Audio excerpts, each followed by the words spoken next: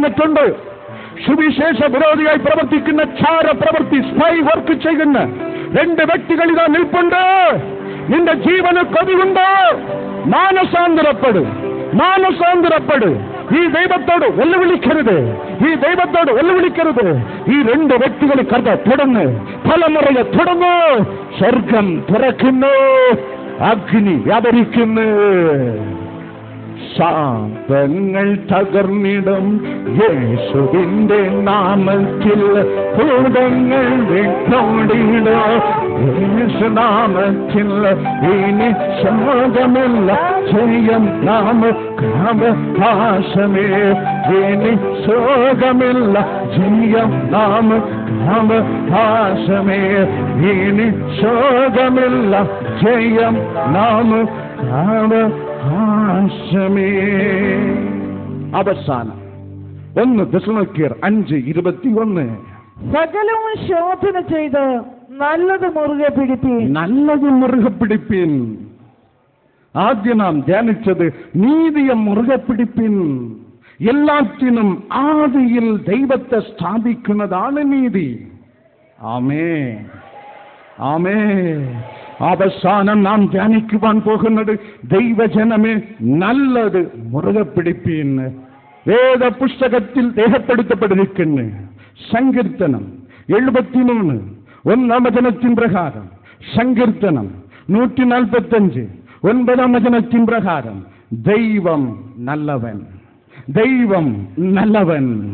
ആ ദൈവം തന്നെ 2000 ആണ്ടുകൾക്ക് മുമ്പ് കൊലോസ്യർക്കെഴുതിയ ലേഖനം 2-ാം അധ്യായം 9-ാം വചനത്തിൻ പ്രകാരം, എബ്രായർക്കെഴുതിയ ലേഖനം 10-ാം അധ്യായം 5-ാം വചനത്തിൻ പ്രകാരം, 1 തിമോത്തിയോസ് 3-ാം അധ്യായം 16-ാം വചനത്തിൻ പ്രകാരം, യോഹന്നാൻ സുവിശേഷം 14-ാം അധ്യായം 9-ാം വചനത്തിൻ പ്രകാരം, യോഹന്നാൻ സുവിശേഷം 10-ാം അധ്യായം 31-ാം വചനത്തിൻ പ്രകാരം, ആ ദൈവം തന്നെ, ആ നല്ല ദൈവം തന്നെ യേശു ക്രിസ്തു എന്നുള്ള ദേഹരൂപത്തിൽ കടന്നു വന്ന് അവൻ നന്മ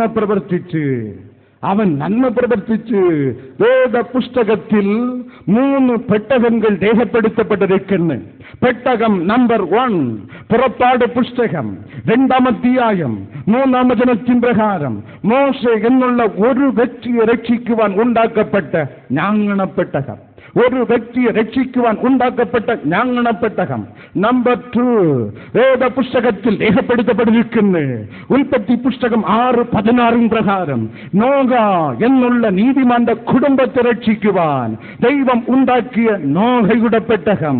3-ാമത്തെ പെട്ടകം പുറപ്പാട് പുസ്തകം 30-ാം അധ്യായം 6-ാം വചനത്തിൽ രേഖപ്പെടുത്തപ്പെട്ടിരിക്കുന്നു. ഒരു ദേശത്തെ സംരക്ഷിക്കുവാൻ ദൈവം ഉണ്ടാക്കിയ ദൈവത്തിന്റെ സാക്ഷ്യത്തിന്റെ പെട്ടകം. ഈ 3 പെട്ടകങ്ങളും വചനത്തിൽ രേഖപ്പെടുത്തപ്പെട്ടിരിക്കുന്നു. ഒരു മനുഷ്യനെ രക്ഷിക്കുവാൻ, ഒരു കുടുംബത്തെ രക്ഷിക്കുവാൻ, ഒരു ജാതിയെ രക്ഷിക്കുവാൻ, എന്നെ കേൾക്കുന്ന ഭാരതദേശമേ, സകല മനുഷ്യരെയും രക്ഷിക്കുവാൻ ഇന്ന് ഒരു പെട്ടകം ഒരുങ്ങി നിൽപ്പുണ്ട്. യേശു ക്രിസ്തു എന്നുള്ള കൃപയിൻ പെട്ടകം. The Ark of Grace, the Ark of Grace, the Ark of Grace. എല്ലാവർക്കും അതിൽ പ്രവേശിക്കാം, എല്ലാവർക്കും ഈ യേശുവിൽ പ്രവേശിക്കാം. എന്റെ ഒരു സഹപ്രവർത്തകൻ ഹിന്ദി സംസാരിക്കുന്ന ഇവിടുത്തെ വാൾ പോസ്റ്ററും ഫ്ലക്സും കണ്ടിട്ട് എന്നോട് 2 നാളുകൾക്ക് മുമ്പ് ഒരു ചോദ്യം ചോദിച്ച്, Sundar Singh, can I also come? ഞാൻ കൂടെ വരാമോ? അയാൾ പഞ്ചാബിയാണ്, പഞ്ചാബിലുള്ള ഒരു സിംഗാണ്. അയാൾ ചോദിച്ചു, ഞാൻ കൂടെ വരാമോ? I told him, Mr. Officer, you also can come. You also can come. Your family also can come. Your priest also can come. എല്ലാവർക്കും ഇവിടെ കടന്നു വരാം. ഇത് ഒരു ജാതിക്കുള്ള കൂട്ടമല്ല, ഇത് ഒരു മതത്തിലുള്ള കൂട്ടമല്ല. ഇവൻ എല്ലാവർക്കും ഉള്ളവനാണ്. ലൂക്കോസ് 2:10 പ്രകാരം ഇവൻ എല്ലാവർക്കും വേണ്ടിയും ജനിച്ചവൻ. 2 കൊരിന്ത്യർ 5:14 പ്രകാരം അവൻ എല്ലാവർക്കും വേണ്ടിയും മരിച്ചവൻ. 1 തിമോഥെയോസ് 6:14 പ്രകാരം അവൻ എല്ലാരെയും ജീവിപ്പിക്കുന്നവൻ. 2 പത്രോസ് 3:9 പ്രകാരം അവൻ എല്ലാരെയും മാനസാന്തരപ്പെടുത്തുന്നവൻ. അപ്പോസ്തല പ്രവൃത്തികൾ 17:25 പ്രകാരം അവൻ എല്ലാവർക്കും എല്ലാം കൊടുക്കുന്നവൻ. എല്ലാരും കേറിപ്പറ്റി രക്ഷപ്പെടുവാൻ ഇന്ന് ദൈവം ഒരുക്കി നിർത്തിയിരിക്കുന്ന പെട്ടകം യേശു ക്രിസ്തു എന്നുള്ള പെട്ടകം. ഈ ലോകം കണ്ടതിൽ ഏറ്റവും വലിയ നന്മ എന്താണെന്ന് അറിയാമോ? യേശു ക്രിസ്തു. 2 കരം ഉയർത്തിച്ചു പറയാം. ദുഷ്ടൻ ലജ്ജിക്കട്ടെ, പിശാച് ലജ്ജിക്കട്ടെ. ഈ ലോകം കണ്ടതിൽ ഏറ്റവും വലിയ നന്മ, ഈ ലോകം കണ്ടതിൽ ഏറ്റവും വലിയ നന്മ യേശു ക്രിസ്തുവാണ്. യേശു ക്രിസ്തുവാണ്.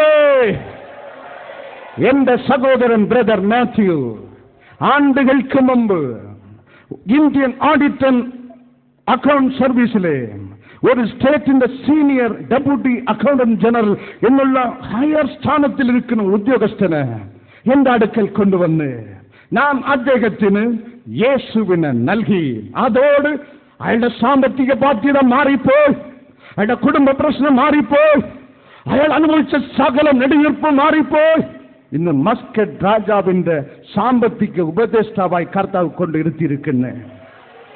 ആമേൻ, ആമേൻ. എന്റെ TV പ്രോഗ്രാം കേരളത്തിന്റെ വടക്കതിർത്തിയിൽ ഒരു ഡിസ്ട്രിക്ട് ജഡ്ജ് അവർകൾ കുടുംബമായി ഇരുന്ന് എന്റെ ഒന്നിനും ഉളവാത്ത ഈ പ്രസംഗം കേട്ടിട്ട് ആത്മാവിന്റെ നിറവിലായി അദ്ദേഹം പറഞ്ഞത്, ഹൗ നൈസ് ഹീസ് പ്രീച്ചിങ്.